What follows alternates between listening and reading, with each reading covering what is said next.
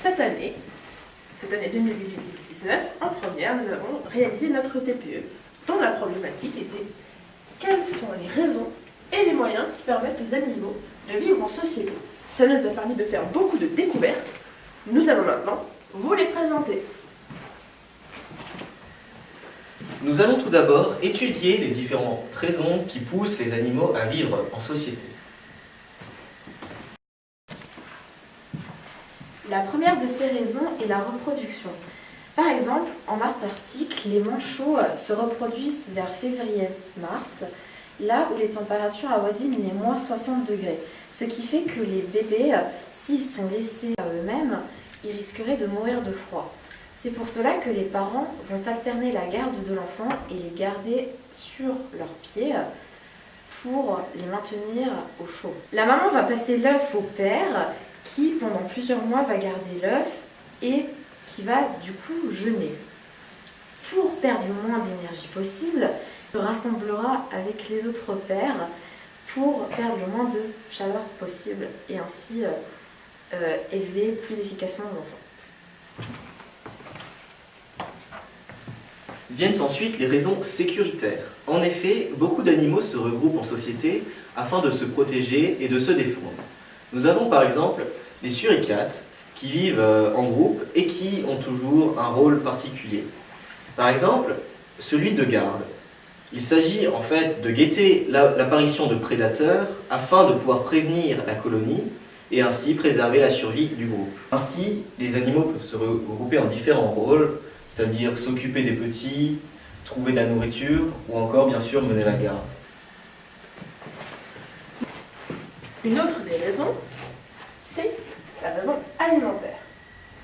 En effet, les lions, par exemple, se regroupent pour profiter de cet avantage.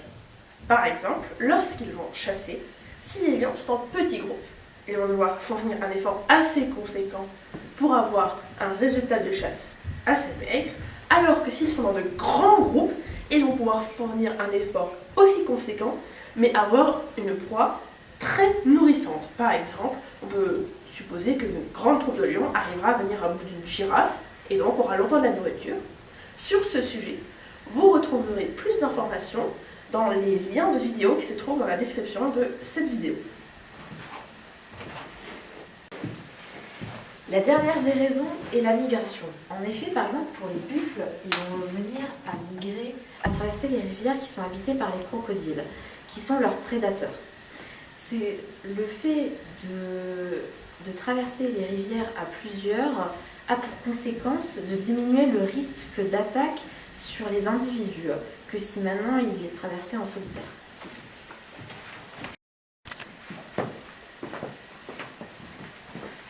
Il y a également divers moyens qui permettent aux animaux de vivre en société. Notons d'ailleurs que dans les moyens, nous ne parlerons pas de l'existence d'un système hiérarchique, nous parlerons de la communication, car sans elle, les animaux ne peuvent pas vivre en société. Un moyen de communication chez les animaux est premièrement sonore. En effet, de nombreux animaux, tels que les éléphants par exemple, peuvent communiquer de manière sonore, que ce soit de manière à l'aide d'infrasons ou d'ultrasons, ou encore par des sons audibles pour l'homme.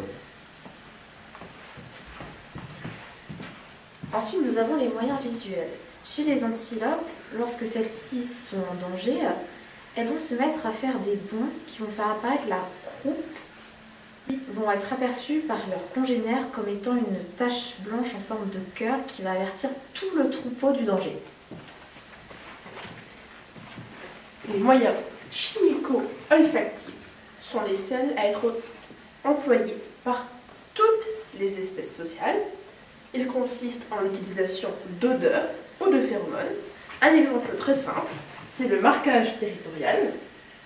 Grâce à la sécrétion et à l'application de phéromones et d'odeurs, ou à la diffusion parfois aussi de phéromones et d'odeurs sur certains emplacements stratégiques, un animal signale sa présence et délimite son territoire. Le dernier moyen sont les moyens tactiles, nerveux et vibratoires. Chez les éléphants,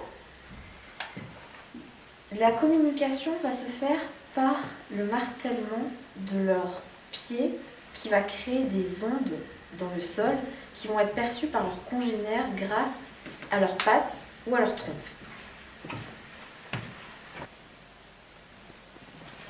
Enfin, nous allons vous parler des différentes structures des sociétés animales. Donc, comme vous pouvez le constater, le sujet est assez vaste. Il faut préciser que ce sujet ne fait pas encore l'objet d'un consensus dans la communauté scientifique, ce qui fait que tout ce que nous allons dire est sous le réserve de nouvelles découvertes ou de nouveaux apports. Donc les sociétés matriarcales, c'est des sociétés où ce sont les femelles qui dirigent, ce sera une matriarche qui va diriger, comme c'est le cas chez les hyènes, il va y avoir une matriarche. Et donc là, même les mâles sont sous la domination des femelles. Nous avons une spécificité, c'est les sociétés avec séparation des genres. Donc ça va être le cas des éléphants. Pendant la plupart du temps, les éléphants mâles vont vivre de leur côté, soit seuls, soit en petits groupes, ce qui fait qu'ils ne seront pas inclus dans le groupe dirigé par la matriarche.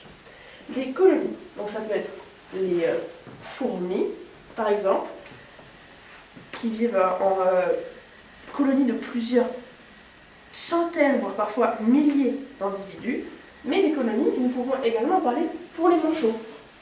Et pourtant, c'est là toute la complexité, les manchots, nous pouvons penser que ce sont des animaux familiaux. En effet, le mâle et la femelle vivent ensemble, comme tout à l'heure expliqué dans les raisons reproductrices.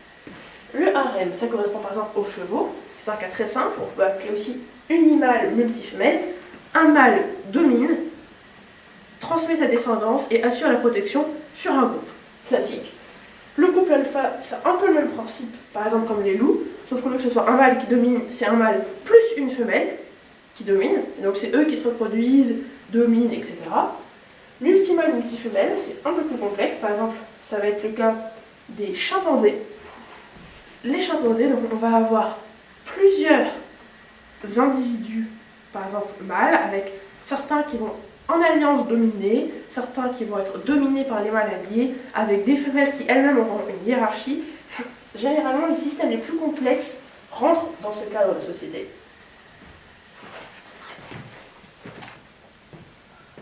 Ensuite viennent les superorganismes. Alors les superorganismes, ce sont des individus qui se regroupent en colonies de plusieurs milliers d'individus pour en former un seul gigantesque. Le but d'un superorganisme est le bon fonctionnement et sa survie. Ainsi, chaque individu, organisme qu'il compose seront indispensables et hyper spécialisés. Pour conclure, nous pouvons donc dire qu'afin d'assurer leur survie de leur espèce, grâce aux raisons et aux moyens que nous avons expliqués, les animaux se sont regroupés en société. En effet, ils tiennent également compte de leur environnement, des changements qui peuvent y avoir lieu, et cela leur permet d'adopter la meilleure stratégie dans leur but principal, qui occupe toute leur vie, survivre et maintenir leur espèce.